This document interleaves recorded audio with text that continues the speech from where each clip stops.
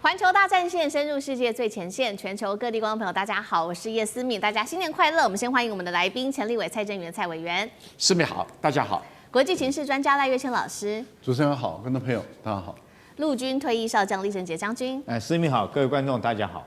好，观众朋友，今天节目一开始，赶快来看到，在2026最新的一年到来，但是两岸在这个时候是摊牌年吗？我们来看到，在新年谈话当中，习近平主席特别喊到了说统一不可挡。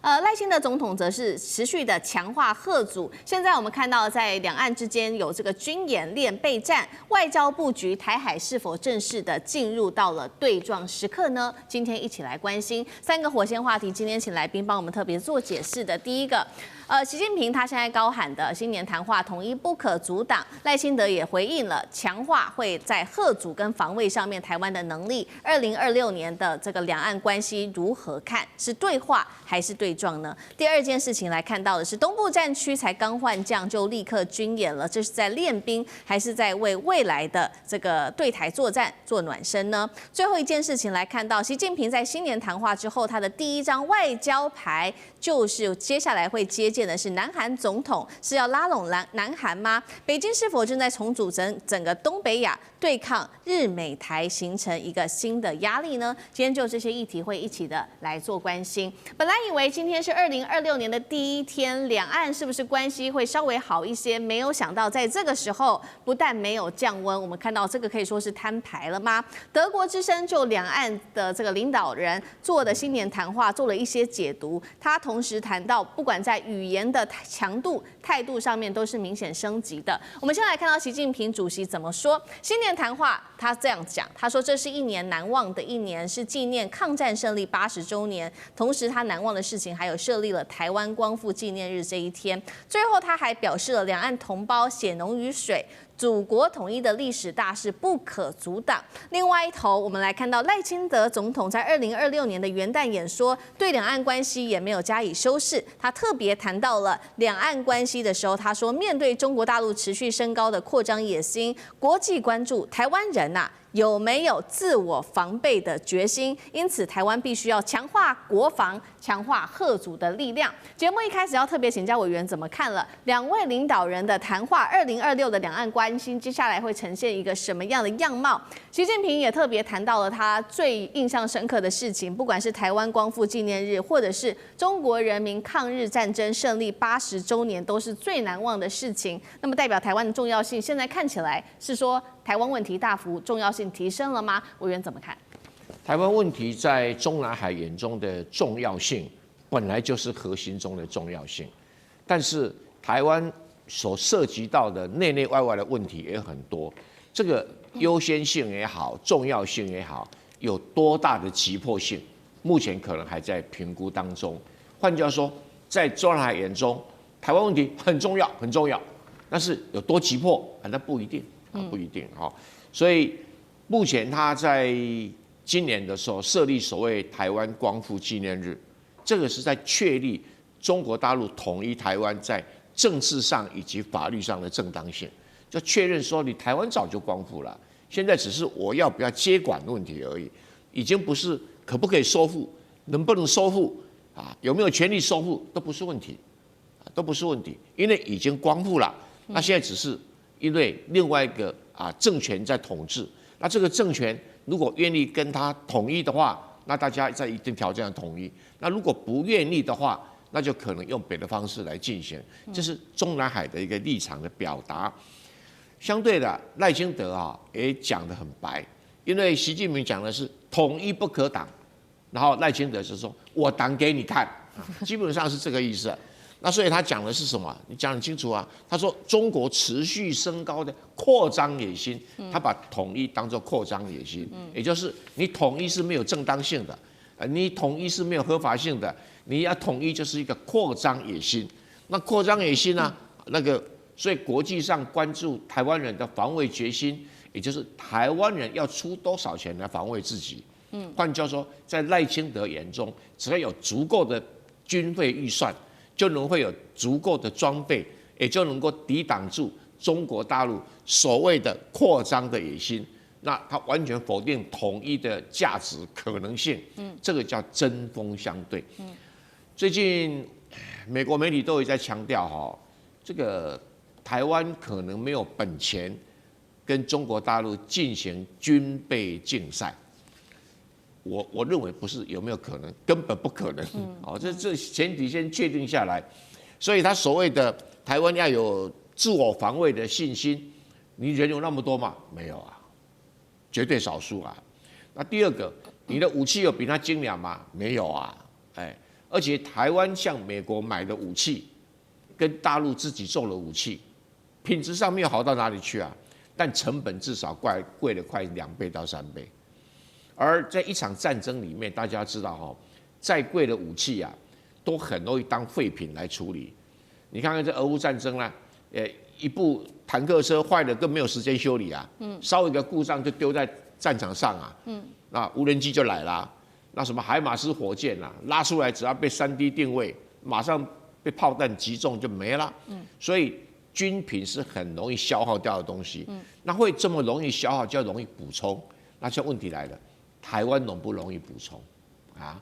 大陆容不容易补充？大陆它自己生产线开动就可以生产很多的枪炮弹药、导弹一大堆东西出来，台湾都还要，美国卖多少，价钱多少，讨价还价，最后贵的要死。那美国国务院再抽一手，哇，那个毛利率高得不得了。它本来就比大陆的贵了，效能有没有比大陆好？没有啊，性价比很差。所以相对之下，台湾有什么条件去跟大陆做军备竞赛？那没有军备竞赛的话，倒回来赖清德说没有自我防卫的决心。那好了，请问赖清德先生，如果我们给你5%的 GDP 作为国防预算，你能干嘛？他事实上什么他也不能干嘛。那我们说这个国防预算里面拿出一部分来增加军人的薪水，他说不行，不行，绝对不行。那不行的话，你买那么贵又没有什么太多功能的武器，你要这些薪水那么低的人去操作这个武器，同样的武器在韩国、日本跟美国是一样的。可是问题是军人的薪水不一样，士气当然不一样，而且民进党很荒唐，他说军人不能讲薪水，讲酬劳就是雇佣兵。那 OK， 我也听不太懂，军人就不用缴房贷啊，军人就不用养家活口啊，那军人就是只是领一点点薪水，比韩国的薪水都还要低耶，更不用讲跟日本跟美国比啦，那你还要砍这个军人的退休金，那谁要当军人啊？难怪无法满编啊！那你军队无法满编，你买那么多武器有什么用？那你又能够展现自我防卫的决心吗？所以一环扣一环，赖清德从头到尾就在说一个他自己听不懂的话。那现在只差一个，习近平他讲的话里面讲说统一不可阻挡，现在人家在阻挡你统一，就考验你统一不可阻挡，你到底能够有什么本事让他不可以阻挡？而不只是一再的宣誓，绝不答应啊，这个反对到底，最后他还是整天给你唱反调啊，你还是统一不了啊，所以统一到底是要把它搁着慢慢磨，还是这个要快速处理，多快处理？从习近平的讲话里面目前看不出来。好，谢谢委员。所以我们看到现在在新年谈话中，两岸的政治问题仍然是领导者双方是针锋相对的，政治的叙事升高了。我们也看到军事动作上面其实也马上的跟进了。现在在这个，其实在中国大陆这一次的军演之前内部也发生了这个阵前换将的一个事实。我们先来看到是在12月31号的傍晚6点多，解放军的东部战区突然间宣布正义使命2025演习已经圆满完成任务，前后是连续3天。就在这个时间点比较敏感的时机点，是因为呢路透社爆出了一个消息，说东部战区的原司令员这一位叫做林向阳，他在2025年的10月份曾经因为涉嫌严重的违法跟违纪遭到开除党籍、军籍，之后是接掌人是由杨志斌来接掌，接着呢，习近平就将杨志斌晋升为上将，主要负责的就是对台作战。那么，因此这次军演也有加强他的战备跟巩固作战的象征性。为什么会在这个时机点阵前换将？另外，这一场军演对于内部战力的提升又有什么样的意义？将军又怎么看？我觉得这次的阵前换将反而凸显出东部战区所有对台的作战计划都已经以真完备这个不受一个主观的撤换主观换人的任何影响。其实一个部队来讲的话，除了说司令员之外，各级也都是主观。那我们知道，一个军队指挥不是靠指挥官一个人去指挥的，那个是拿破仑作战时代。拿破仑他那种领导方式叫锦江式，就是骑马的时候，你把那个马缰拉得很紧，叫锦江式就是靠他一个人。所以我们都知道，拿破仑作战，他一个人就要骑死好几匹马，他真的到每个地方他去指挥一下，就靠他一个人。但是德军最重点的是，他一个参谋作业很重要，他完全是一个参谋作业。那主官做什么呢？主官做精神士气的一个领导最后下达决心啊。我们知道，如果说一个参谋组织作业健全来讲的话，主官其实影响不大。然后，但是主官最主要是维气士气最重要。那这次我们看到这个原来的司令员林向阳，他因为这个军纪的问题被革职嘛，所以我觉得，因为他是军纪问题啊，官兵也都很清楚。所以不受到任何影响，他短短立刻换了一个新的指挥司令员，就立刻可以指挥这么庞大一个、这么复杂一个军演。我觉得反而凸显出来东部战区的一个参谋作业是非常完整非常完，任何一个人来他都可以担任这个指挥，都可以随时遂行对台作战。我这边举一个战史来当做佐证。第一次世界大战的时候，德国跟俄国有一场很有名的战役，叫坦能堡会战刚开始，原来德军的指挥官指挥的并不是很好，所以阵前也是阵前换将，换上一个人叫辛登堡辛登堡元帅。他坐火车下了火车之后，他的军团参谋长到火车站去接他接到他以后，从这个火车站回到司令部的路上，光这段路他就将他做完整个战场的简报。做完以后，第一案、第二案、第三案，就辛登堡只讲一件事情，说我们采第一案，然后就开打了，第二天就开始开打，然后在坦能堡获得绝大的胜利。这叫做什么？这叫做一个完整的一个组织应该这样。军中来讲的话这个我们经常在军中经常讲一句话。最笨的人是靠自己就像拿破仑一样，只靠自己一个人，所有凡事你都管到底，到最后你就累死第二等人是什么？是靠干部，你只用你自己的心腹在做事，靠你的心腹去指挥。那最高等的指挥官，他是会用组织那军中有很好一个组织嘛，我们讲整个一直参谋作业系统，从人事的、情报的、作战的、后勤的，甚至于政治作战的，有一个完整的系统。然后当然，所谓参谋长就是负责这些所有参谋的整合跟规划，然后最后由指挥官来下达一个决心，他要做什么事情。另外，我再讲第二个例子，在诺曼底登陆，大家都知道，那么庞大一个复杂的战役，指挥官是艾森豪元帅。艾森豪那天在6月6号的前一天晚上，那所有参谋跟他报告说，大家都知道那时候有天气不是很好，有台风干嘛，然后情报官报告这个敌情，德军的现在部署怎么样？那作战官报告现在这个我们这个作战准备的状况怎么样？后勤准备的怎么样？最后一个人讲了一句话，这个气象官出来说，明天会有几点钟到几点钟可能会有短暂时间的风平浪静。结果艾森豪只下了一个命令，只下一句话 ：“Let's go， 我们出发吧。”然后这场仗就开打。所以我从讲这些战士就是告诉大家，如果说是这个一个组织不管是企业或者是军中，最重要是一个参谋作为一个组织是不是能够运作得很好。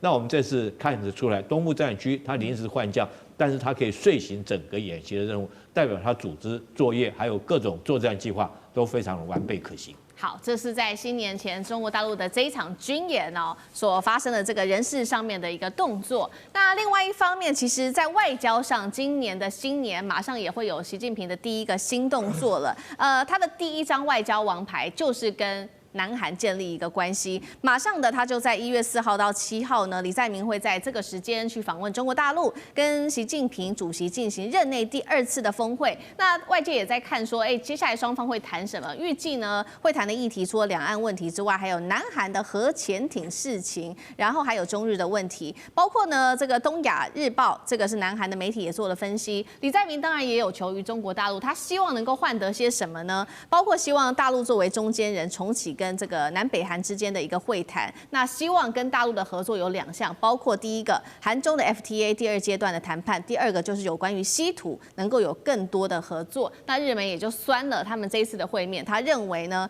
中方有意拉拢韩国来牵制日本。赖老师又怎么看？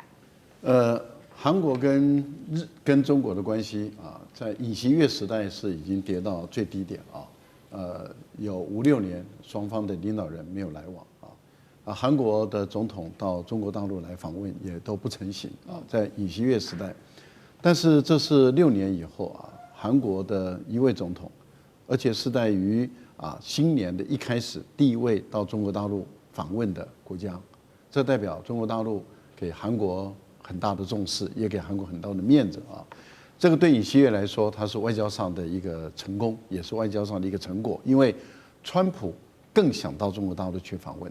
川普曾经主动的说，他希望能够在这个元旦之后，在中国的春节之前，也就元月到中国大陆来访问，而中国回给他的是说太冷了，温暖一点再来吧，所以川普也很开心，说4月份会到中国访问，但是这个李在明却在元月4号到7号4天的访问，这代表什么？代表川普在中国的眼中把它往下放，而把李在明往上抬了一点。那李在明怎么做到的？